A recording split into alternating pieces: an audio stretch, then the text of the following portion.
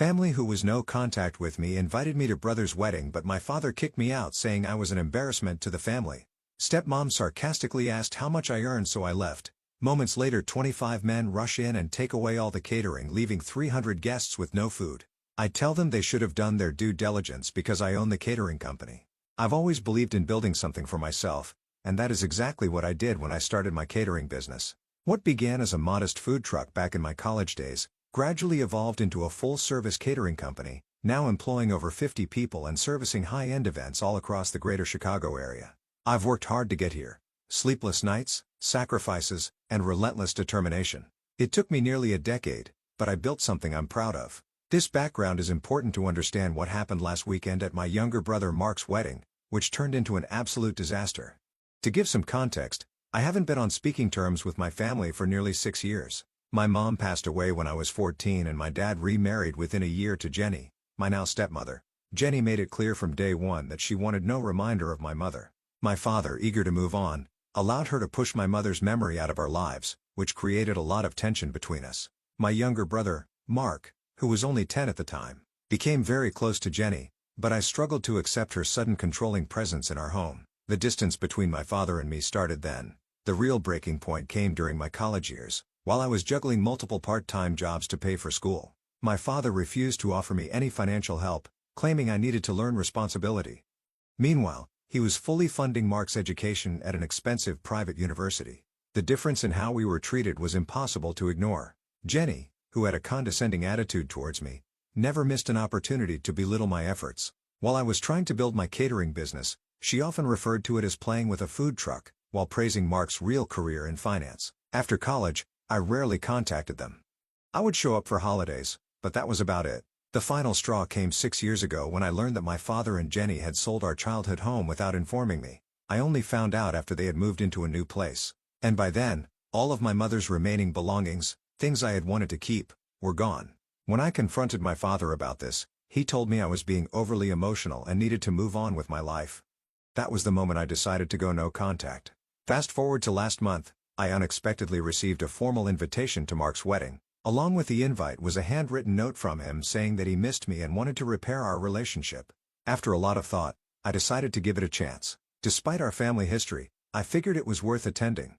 I even offered to provide the catering for the wedding at a significant discount as a gesture of goodwill, but Mark politely declined, saying they had already booked another company. I was a little hurt, but I shrugged it off. The wedding was held at a beautiful venue in Lake Forest, and I arrived cautiously optimistic. Mark seemed genuinely happy to see me, which was a relief, but Jenny's attitude hadn't changed. The moment she saw me, she made snide comments about my appearance and my catering business. I brushed it off and tried to enjoy the ceremony, which was undeniably beautiful. However, the family seating arrangement was telling. I was placed at a table far from my immediate family, alongside distant cousins I barely knew, which felt like a subtle reminder that I was still an outsider. Things took a nosedive during the reception. My father, clearly drunk, approached my table and started berating me out of nowhere. He accused me of showing up uninvited despite the formal invitation I had in my pocket and loudly claimed I was an embarrassment to the family. He said my presence was ruining Mark's big day. And before I could even respond, Jenny chimed in asking with thinly veiled sarcasm how much I was earning playing restaurant owner these days. She even commented on my suit, implying I couldn't afford something as nice as what I was wearing. The sheer audacity of it was unbelievable. Instead of saying anything or reacting at all, I decided to leave quietly. I knew there was no point in engaging with them, especially with my father being drunk and Jenny clearly enjoying the opportunity to take jabs at me. I was walking towards my car when something caught my eye: the catering staff setting up for the main course. I recognized several of them immediately. These were people who worked for me. That's when it hit me. The catering company my business partner had hired for the wedding had recently been acquired by my company. The former owner had stayed on as a manager, so I hadn't been directly involved in the planning. But legally, the company and this event were now under my control. I called my operations manager just to confirm what I was already suspecting. Sure enough, this was our event. I thought back to what my father had said, how I was an embarrassment, how I was ruining the wedding just by being there. And that's when I made a decision. If my presence was so offensive to them, then surely, they wouldn't want my company catering their event either. I instructed my staff to pack everything up and leave immediately. Within 15 minutes, 25 of my employees had loaded all the food, equipment, and supplies back into our trucks and were on their way out. Chaos erupted shortly after. With 300 guests left without their main course or dessert, people started to realize something was seriously wrong. My father tried to intervene, but there was nothing he could do. The contract they signed with the previous owner of the catering company included a clause that allowed us to terminate service if there was any hostile or discriminatory behavior towards our staff or ownership. And that's exactly what had happened. I left my business card with the venue manager, and told her to have my father contact my lawyer if there were any disputes over payment. The fallout was immediate. By the next morning, my phone was blowing up with messages from family members accusing me of being selfish and petty. Mark sent me a long text saying I had ruined his wedding and proved Jenny right about me all along. My father unsurprisingly threatened to sue me for breach of contract. I forwarded all of their communications to my lawyer and blocked their numbers. A couple of hours later, I started hearing from some guests who had attended the wedding. Surprisingly, several of them were on my side. They had witnessed the way my father and Jenny had treated me and said they were appalled by their behavior. One of Mark's friends who had seen my catering company's work before even reached out to apologize for how things had played out and said he was impressed with how quickly and professionally my team handled the situation. This support was unexpected, but it reminded me that not everyone in the family was blind to what had really happened. As the days passed, I found out that Mark's wedding had made the rounds in social circles, particularly how it ended. Apparently, word had spread among Mark's colleagues and friends about the drama that unfolded, and it wasn't long before Jenny's carefully curated image started to crack. Some mutual acquaintances even mentioned that Jenny had tried to downplay the whole incident, blaming me entirely for ruining the reception. However, the truth was already out, and no one was buying her version of events. The damage had been done. I've been thinking about everything that's happened, and honestly, I don't feel guilty. I didn't crash their wedding or make a scene. I was invited and treated with utter disrespect. They chose to humiliate me and I exercised my legal right to terminate a service. It was nothing personal, just business. They didn't want me there, so they didn't get my service either. Simple as that. Still, I can't shake the feeling that I've somehow been drawn into a family drama that I had long hoped to leave behind. Now I'm left wondering if I handled it the right way. Was it too much? Or did they deserve the outcome they got for treating me the way they did? Either way, the situation has been weighing on me, so I'm turning to Reddit for some perspective. Ida here, or was I justified in my actions? Update 1. Thank you all for the overwhelming support. Honestly, I didn't expect this story to blow up the way it has, but I'm grateful for the outpouring of kind words and thoughtful responses. The amount of comments and messages I've received has been staggering. And while I've tried to respond to as many as possible, it's been overwhelming. I truly appreciate everyone's feedback, and many of your perspectives have given me new angles to consider in this whole ordeal. A lot of people have asked about the legal side of things and whether or not my father and Jenny are really planning to take action against me. The short answer, yes. They threatened to sue, just as I suspected. Here's what has happened since my original post. Right after the wedding fiasco, I contacted my lawyer to get ahead of any potential legal trouble. We went over the contract between my catering company and the previous owner of the business, which was signed by either Mark or his wedding planner. The good news is that the contract is rock solid. It contains a clause that allows us to terminate services in cases where there's any hostile or discriminatory behavior directed at our staff or ownership. That clause was specifically added for situations like this, where things could get out of hand. To make sure we were fully prepared, I reached out to the venue manager who confirmed that their security cameras had captured everything. The footage clearly shows my father approaching me, and while the audio wasn't perfect, it picked up enough to verify that he was berating me.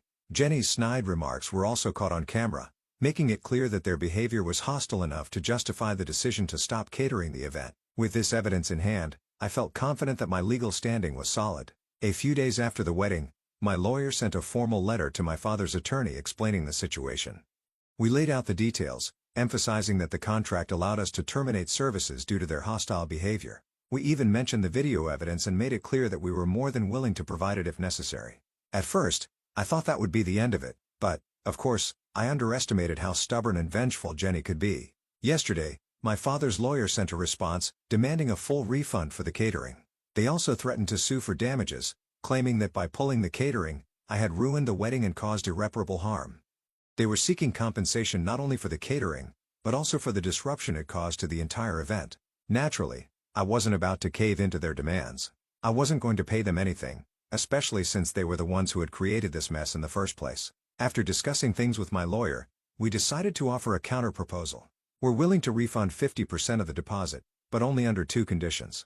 First, they have to sign a non-disclosure agreement, NDA, which means they can't talk about this situation publicly or leave negative reviews online. Second, They have to sign a release of claims which would prevent them from pursuing any further legal action against me or my company. We've sent the offer, and now we're just waiting for their response. Despite all this legal wrangling, Jenny has already tried to cause problems. The venue manager called me a few days ago to let me know that Jenny had been attempting to post negative reviews about my catering company online.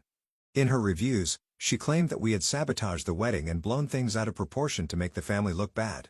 Thankfully, the venue manager was able to block her attempts, but it's still frustrating to deal with. My legal team is keeping a close eye on the situation.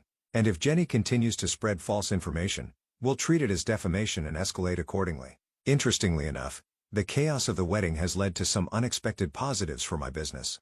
Several wedding guests have since reached out to compliment how my staff handled the situation and even expressed interest in hiring us for their own events. Some of them told me they were impressed by how quickly and professionally my team packed up and left. It's strange to think that a disaster like this could lead to new business opportunities, but that seems to be the silver lining in all this. As for my brother, Mark, he still hasn't contacted me directly, but he did send a message through one of our mutual cousins. In the message, Mark admitted that he felt guilty for not standing up for me during the wedding. He said that he didn't want to cause problems with our father and Jenny, which is why he stayed silent when things got ugly. He apologized and asked if we could meet to talk things over. I have mixed feelings about this. Part of me wants to give him a chance to explain, but another part of me feels like it's too late for that. For now, I'm going to hold off on any meetings until the legal situation is fully resolved. On a personal level, I've been reflecting a lot on everything that's happened. In some ways, I feel vindicated for standing up for myself. My family had treated me like an outsider for years, and I finally drew a line in the sand. Legally and professionally, I know I made the right decisions. But emotionally, this whole situation has been draining. It's hard not to feel a sense of loss, even though I've been estranged from my father and Jenny for years. Mark's wedding was supposed to be a celebration, and instead, it's become a legal battle and a source of family drama that I never wanted. The weight of it all is starting to sink in. I'm left wondering what the long-term consequences will be for my relationships with the rest of my family. Will things ever get back to normal? Can I ever repair my relationship with Mark, or is the damage too deep? I don't have answers to those questions yet, and it's going to take some time to figure it all out. For now, I'm focused on seeing how my father and Jenny respond to our offer. If they agree to the NDA and the release of claims, maybe we can all move on from this mess. If they refuse and decide to push forward with legal action, I'm prepared to defend myself and my company. No matter what happens, I'll make sure to update you all. Again, thank you for all your support and encouragement. It means a lot to me, especially during this chaotic and stressful time. Update 2. Since my last update, things have only gotten messier, but at least the legal side is now behind me. Before diving into that, let me backtrack a little to fill you in on something I recently learned. One of my business associates who had a working relationship with the wedding planner hired by Mark and Jenny gave me some additional insights into what went down before the wedding. Apparently, the chaos didn't just start with my arrival. It had been brewing for weeks. According to my associate, Jenny had been a nightmare to deal with from the beginning. She insisted on making several last-minute changes to the flower arrangements despite having already signed off on them. Not only that, but she went back and forth with the event planner over almost every detail. The wedding cake design was altered at least 3 times because Jenny couldn't make up her mind, and she even demanded a complete overhaul of the seating arrangement just days before the event. The event planner had to rearrange seating for over 300 guests more than once, which isn't just inconvenient. It's costly. On top of that, there were some serious tensions between Jenny and the venue staff. Jenny apparently made several condescending remarks about their level of professionalism, complaining that they weren't up to the standard she expected for such an upscale wedding. This was ironic considering the staff were some of the best in the business, and the venue was known for its top-notch service. Jenny also tried to get the band to play a different set list at the last minute even though Mark and his fiancée had personally chosen all the songs months in advance. It was one of those classic situations where Jenny had her hands in everything, making the planning process a nightmare for everyone involved. My associate told me that there were some moments leading up to the wedding where it looked like the event planner was on the verge of quitting because of Jenny's constant meddling and impossible demands. But being the professional she is, the planner stuck it out despite the emotional toll Jenny's behavior was taking on the entire team. When my associate told me this, I couldn't help but feel a little vindicated. The stress and confusion I'd felt at the wedding reception were clearly just the tip of the iceberg compared to what the vendors had been dealing with in the weeks leading up to it. Now back to the legal matters. Yesterday, my father's lawyer finally contacted us, and they've agreed to accept our settlement offer. After what I assume was a long discussion between my father, Jenny, and their legal team, they decided to take the partial refund and sign the non-disclosure agreement, NDA. This morning, They signed all the necessary documents and we processed the refund, 50% of their deposit minus the costs already incurred for the food, staff, and travel. With that, the legal dispute has been resolved. The lawyer's letter was formal, and they didn't bother to include any sort of apology or acknowledgement of what really happened, but I wasn't expecting one. The important thing is that they agreed to the settlement, and I won't have to worry about any further legal repercussions from them. However, while the legal matter may be over, the personal fallout is still ongoing, and it's only getting worse. One of the more disturbing developments is that Jenny has been actively trying to undermine my business since the wedding. She's been calling several of my employees trying to fish for information about how my company operates. Thankfully, my staff are loyal and know better than to engage with her, especially considering the circumstances. We've instructed all employees to direct any and all communications from my family straight to our legal department, but it doesn't stop there. Jenny has also been reaching out to some of my business partners on LinkedIn, spreading false claims about my character and accusing me of ruining her son's wedding on purpose. It's one thing to be angry, but it's another to try to sabotage someone's livelihood. Jenny crossed a major line with these attempts to tarnish my reputation. As soon as we became aware of what she was doing, our lawyer sent her a cease and desist letter. We're taking this seriously because at this point, her actions are bordering on defamation.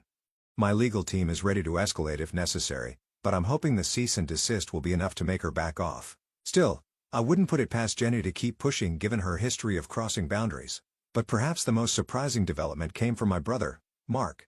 I hadn't expected much from him after the wedding, but it seems the fallout from the incident has hit his own marriage as well. From what I've gathered through mutual acquaintances and a few cousins, Mark and his new wife have already had their first major fight over what happened at the wedding. Apparently, she was horrified by the way our father and Jenny treated me, and she confronted Mark about it after the wedding. She told Mark in no uncertain terms that he should have stood up for me and that allowing his father and stepmother to humiliate me was unacceptable. According to what I've heard, she feels strongly that Mark needs to grow a spine and stand up to our father and Jenny. This led to a significant argument between them to the point where they postponed their honeymoon to work through some of those issues. I don't know much more than that. But it's clear that my brother is being forced to face the reality of the situation, and that includes re-examining his relationship with our father and Jenny. I can't help but feel a strange mix of emotions about this. On one hand, it's a relief to know that someone else saw what happened for what it truly was. It's validating to hear that Mark's wife was just as appalled as I was by our father's and Jenny's behavior. But on the other hand, I feel bad for Mark. He's in a tough spot, and while I'm angry with him for not standing up for me, I know he's been under a lot of pressure from our family for years. It's not an excuse, but it's still a difficult position to be in, especially now that he's newly married and trying to navigate this mess. As for me, I'm focusing on moving forward. With the legal matters behind me and Jenny's attempts to sabotage my business being handled by my legal team, I'm starting to feel a sense of closure. I'm not sure what the future holds for my relationship with Mark or the rest of the family, but I'm taking things one day at a time. For now, I am just grateful for the support I've received from my staff, my business partners, and even some family members who've reached out in private to offer their encouragement. I'll keep you posted if anything else happens, but for now, I'm hopeful that this chapter is coming to a close. Thanks again for all the support. Update 3. Hi, everyone. I hope you're all doing well. I want to start by expressing my gratitude for all the support, comments, and messages I've received since I first shared my story. The past week has been truly transformative, and I want to share how things have evolved and the unexpected turns my life has taken since my last update. Yesterday, I met with Mark for coffee. It was a kind of emotional meetup that I wasn't entirely sure I was ready for, but I felt it was necessary. The conversation was a long time coming, and I think we both knew it. Mark broke down and apologized for years of enabling Jenny's behavior and our father's favoritism. He was visibly shaken and I could see how much he was carrying on his shoulders. I always knew Mark loved me, but hearing him admit that he had been complicit in allowing Jenny to dictate our family dynamics was a huge step. Mark revealed that Jenny had been controlling their family dynamics through financial manipulation for years. He disclosed that she convinced our father to put most of their assets in her name, which included partial ownership of Mark's condo. Mark had no idea this was happening, and he felt blindsided. It explained a lot about the tension between them. He was frustrated that he had been living under this facade, believing he had some control over his life, when in reality, Jenny was orchestrating everything. Now that he's aware of it, he's working with a financial advisor to regain his independence. I was proud of him for taking this step. It showed he was ready to make changes in his life. During our coffee meeting, Mark also told me about a breakthrough with his wife. She contacted me privately later that day to share some good news. They are going to couples counseling. It seems Mark is finally finding his voice and standing up to Jenny in a way he never did before.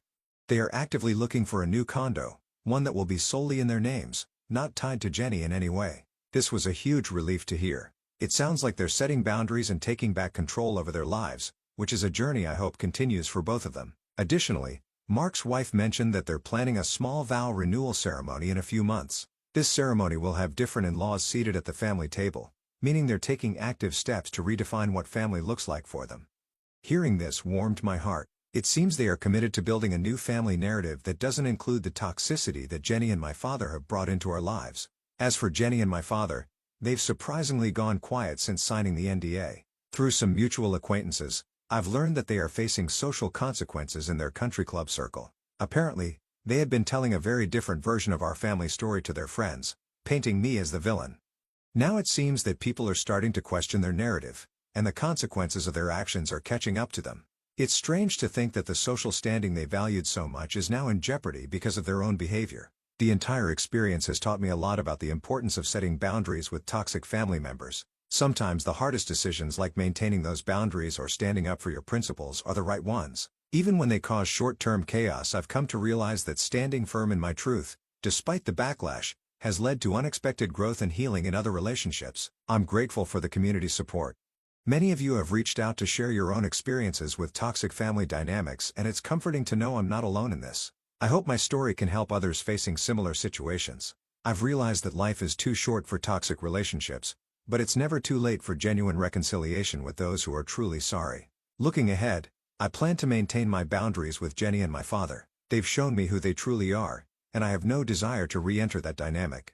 However, I'm cautiously optimistic about rebuilding relationships with Mark and other family members who are willing to interact respectfully. I think there's a chance for us to reconnect, especially since Mark is now aware of the need for healthier boundaries. As for my business, things are going better than I could have anticipated. In the wake of the wedding incident, I received several inquiries from potential clients who were impressed with the chaos. Our reputation has actually strengthened in local community, and we're experiencing a surge in bookings as a result.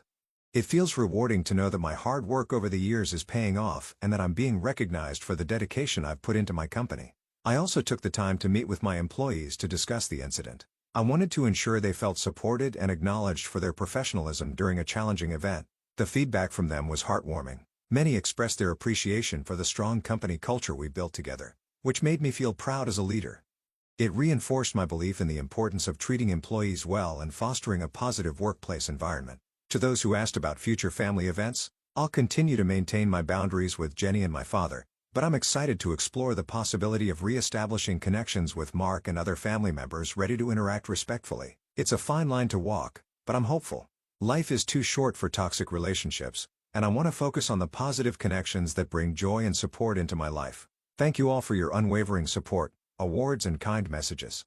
They've meant more to me than you know. I might not post updates moving forward, but I wanted to share this final update to let you know how things have changed for the better. I hope you all take care and remember that it's okay to stand up for yourself even when it's hard. You never know how it might inspire